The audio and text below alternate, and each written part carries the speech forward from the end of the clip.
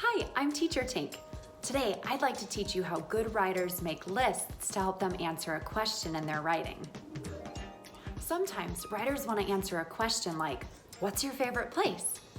But they want to think through all their ideas and pick the best one first. Remember when Luna wrote about going to the dog park? Well, she had so many good ideas before she picked that one. She decided to make a list of her favorite places, like Cozy Corner, the laundry pile, and after, she picked the best one. Let's try using this strategy. First, think of a question that you want to answer. Write it on a piece of paper. Next, list answers all around the question.